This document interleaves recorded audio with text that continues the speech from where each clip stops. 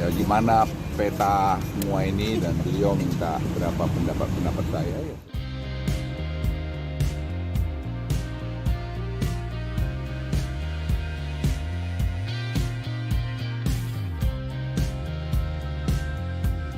Kemarin. Bu Puan aja. Tapi kan ada pandangan bahwa itu siasat PDIP untuk menarik Golkar ke koalisi gitu. Enggak, itu nggak ada urusannya. Tapi ada perbincangan soal koalisi dan pemilu. Enggak juga, kita bicara banyak ya gimana peta semua ini dan beliau minta beberapa pendapat saya ya saya berikan. Soal apa, Pak? Ya, Sedikit. saya kira biar tanya Bu Puan aja. Ya, Oke. Masih baik Pak Luhut. Yuk, makasih.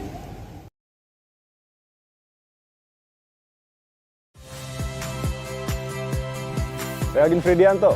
Saksikan terus program-program Kompas TV melalui siaran digital, pay TV, dan media streaming lain.